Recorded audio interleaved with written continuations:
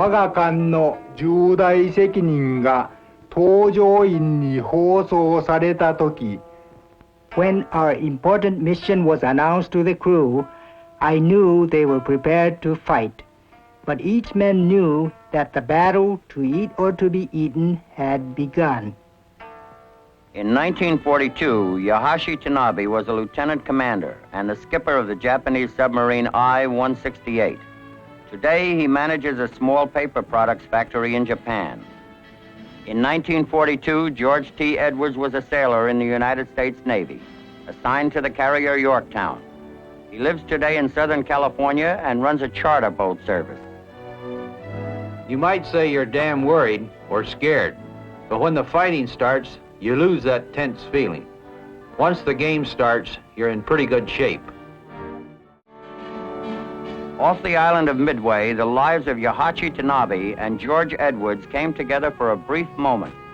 Two fighting men, one Japanese, one American, relived that moment in history.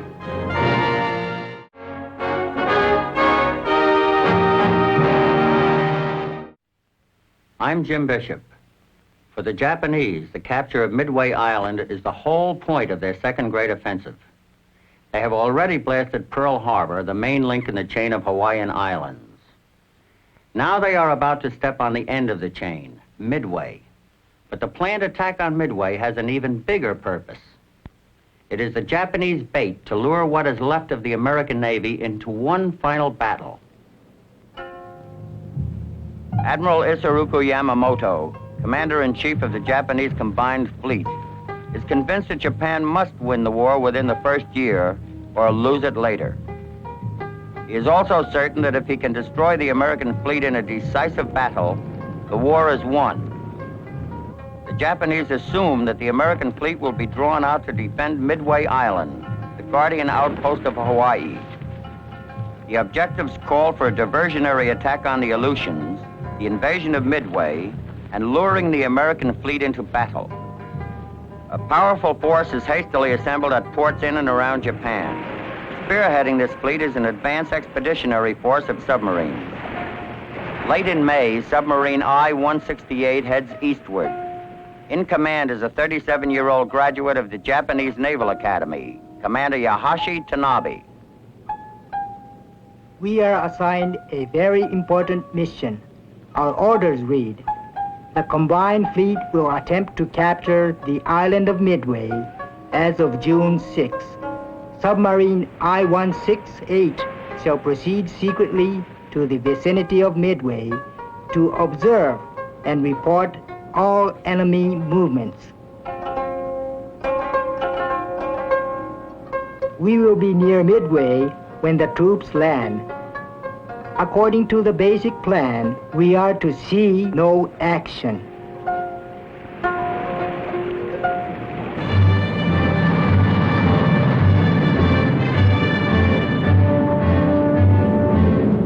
American strategy is based on the assumption that Japan has chosen Midway as a target.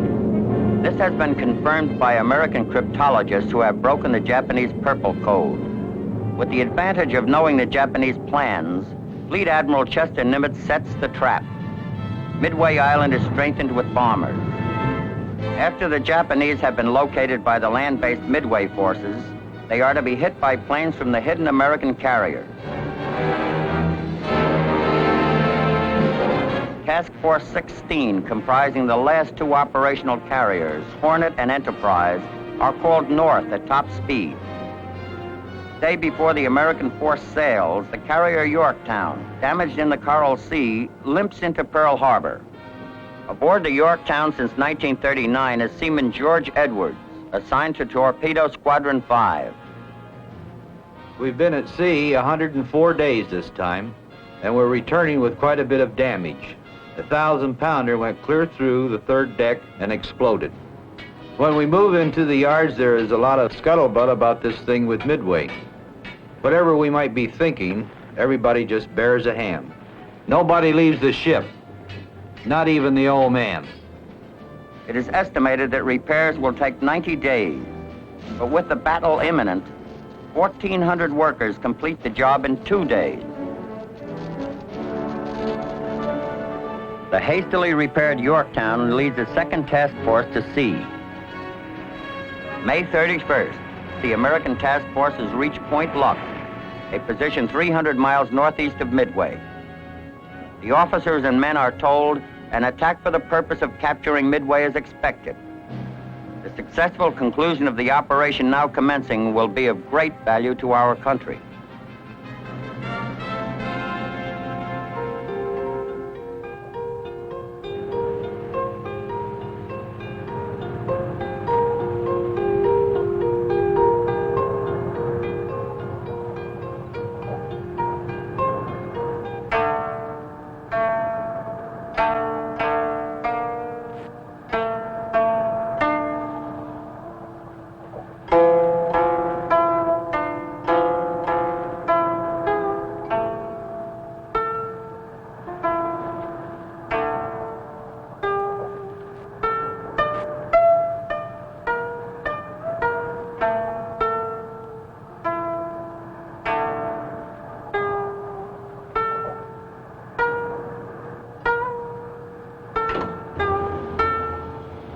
We move up very close to the mouth of the bay and make observations of the land installation and the movement of the troops.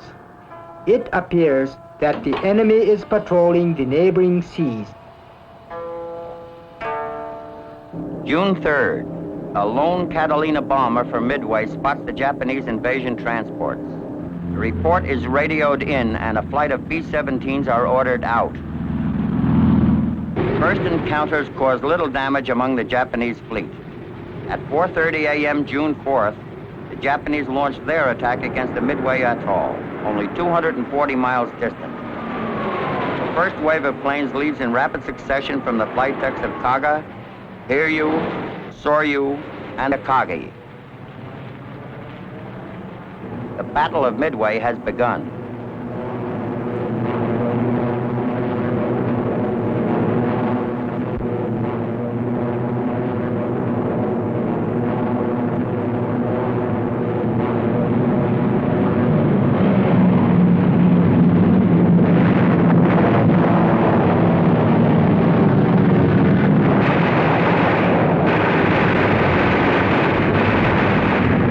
Although forewarned of the raid, 26 Marine fighters are no match for the superior Zeros. 24 are shot down or badly damaged.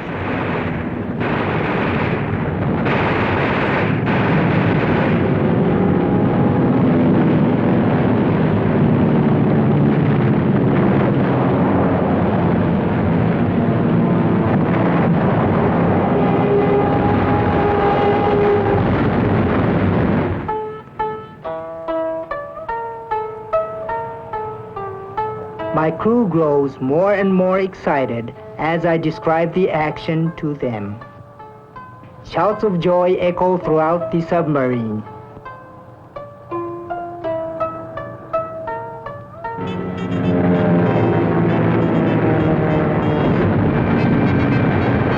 The attack lasts only 20 minutes. It has wrecked most of the Marine facilities, but causes only minor damage to the airstrips. The Japanese conclude that Midway requires one more strike before invasion.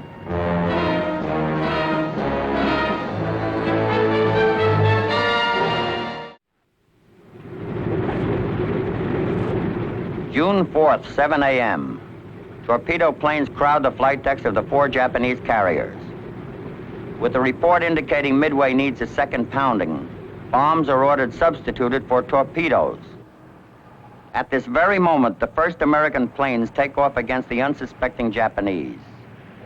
28 minutes later, a Japanese scout plane reports 2 American warships 200 miles from Midway. Later, a second report is received, one that surprises the Japanese commanders. The American forces are accompanied by an aircraft carrier. While the Japanese hesitate, American torpedo planes arrive and attack.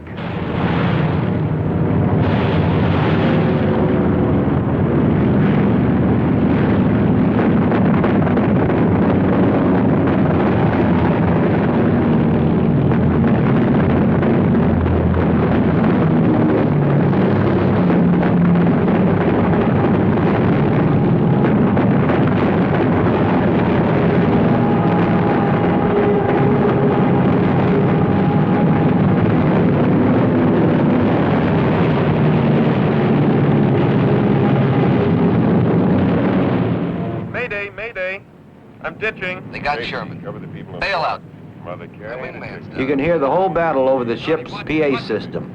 You can hear the guys talking about what plane they're in. The whole thing. It's almost like being there with them, especially when you know the guys personally. You hear the communications from one plane to another. 2 o'clock, 2 o'clock, 2 o'clock. Watch it.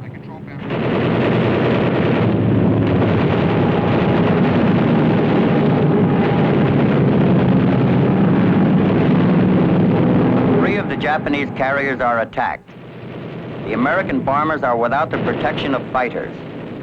Of the 15 planes from Hornet, all are shot down. Of the 12 Yorktown torpedo planes, 10 are lost. Of the 14 planes from Enterprise, only 4 survive.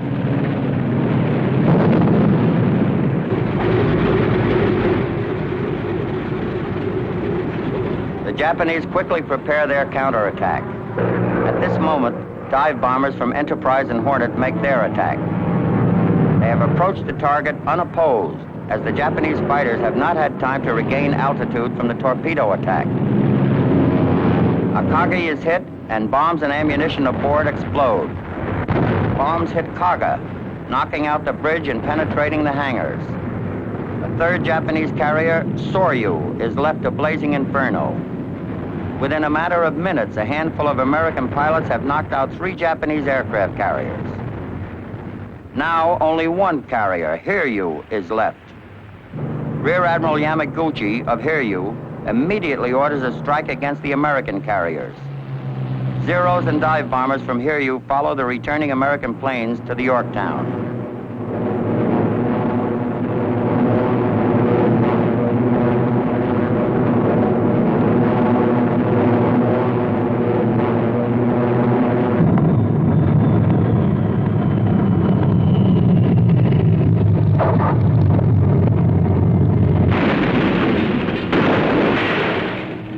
They're getting closer. You feel tense. There's quite a strain in your stomach.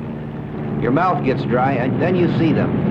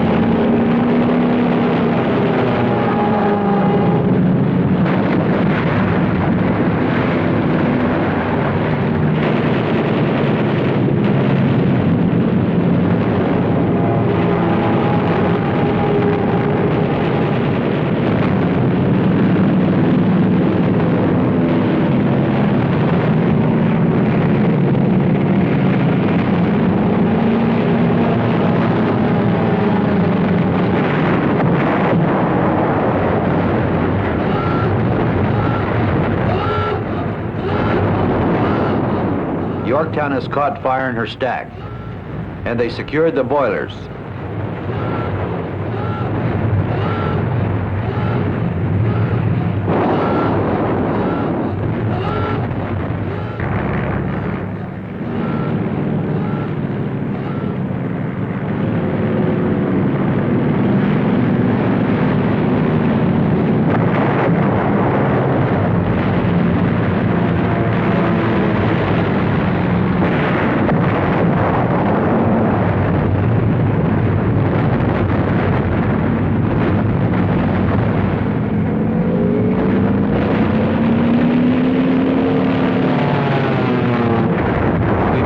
In the side and hard hit. The word comes through to abandon ship. I'm kind of stunned. I never thought I'd have to leave under these conditions. And I say to one of my shipmates, well, we're going to have to swim for it now.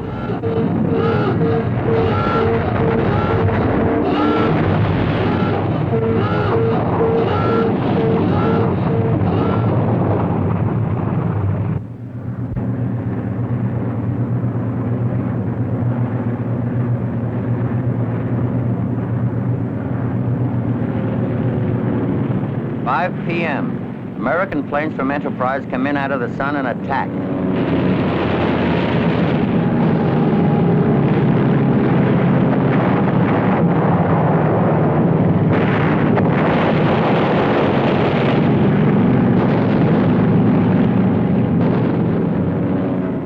4 direct hits are scored, and Hiryu is out of action. Admiral Yamamoto orders a general retreat.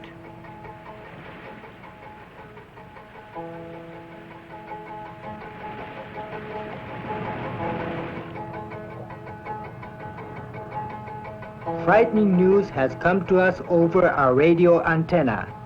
The Soryu and Kaga have been sunk. Also, the Akagi and Hiryu. When I hear this news, a mixture of anger, disappointment, and fighting spirit boils within me.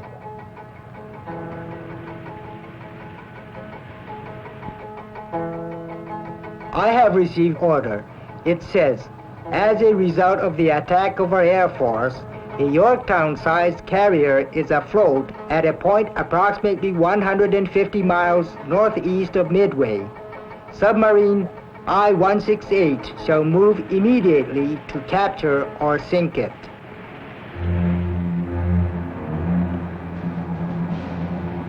I volunteered for the damage control party, and I'm back on board, seeing what I can do to get her back to Pearl. The Hammond stays alongside to furnish power and necessary equipment. The first thing we do is load our guns and get everything ready in case of another attack. The next thing we do is bury our dead. The old man gives the orders to fire the boilers. We'll get back to Pearl under our own power if we have to burn all the furniture in the officers' quarters.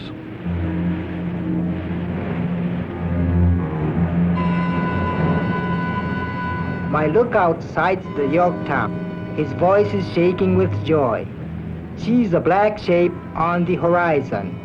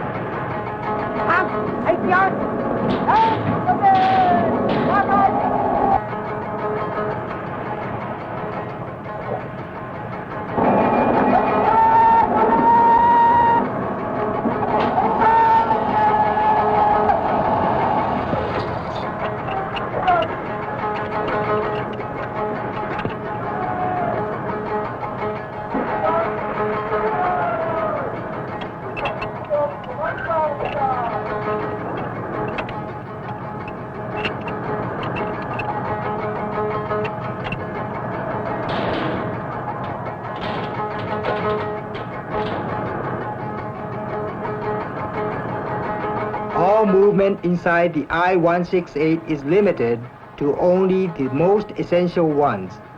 I fear to create sounds which American detectors might pick up, but I have privately decided that the enemy's equipment is not very sensitive.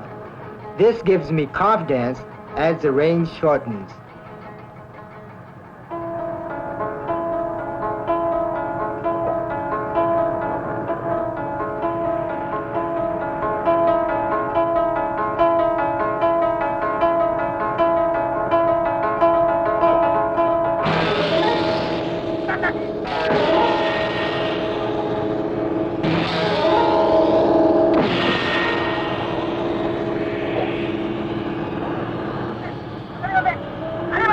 I do not lower the periscope. The torpedo's wake will soon indicate their course. If the I-168 is to die, I at least want the satisfaction of seeing that our target has been hit. We must succeed. There will be no second chance.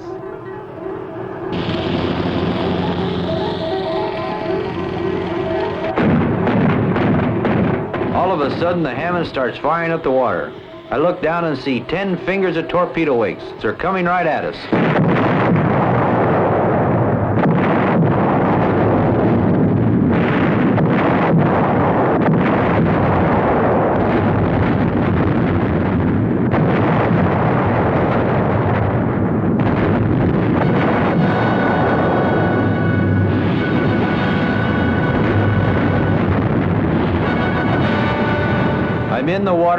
I'm in pain.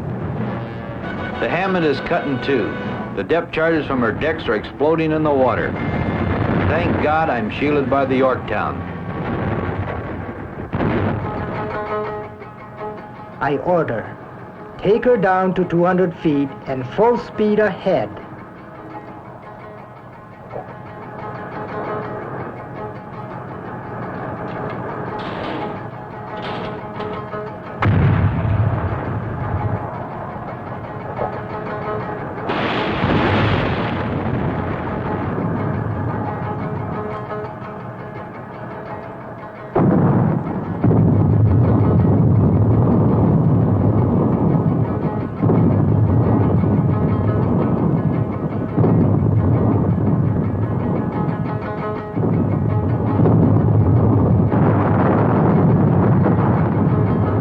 Throughout the night, American destroyers hunt the submarine without success. It is evident that the Yorktown is doomed.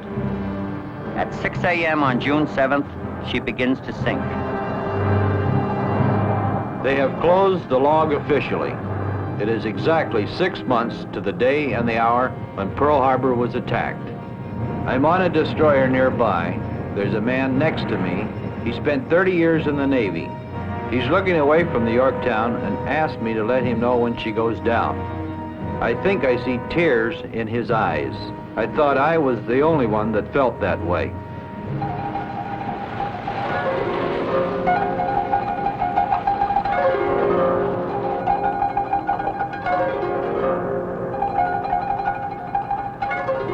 My heart is filled with a sense of appreciation for my crew.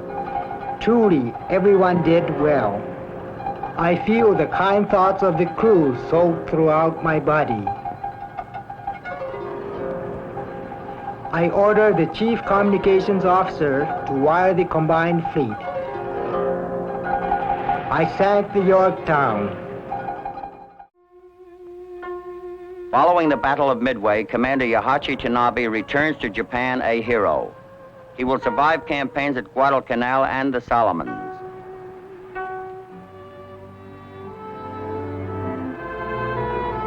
Seaman Edwards, wounded after the sinking of the Yorktown, will later participate in 2 Pacific invasions. VJ Day will find him at Yokohama Harbor. At Midway, the Japanese suffered a naval disaster. It was evident that the balance of power in the Pacific had swung suddenly in favor of the Americans. Midway would be known as the battle that marked the turning of the tide in the Pacific War.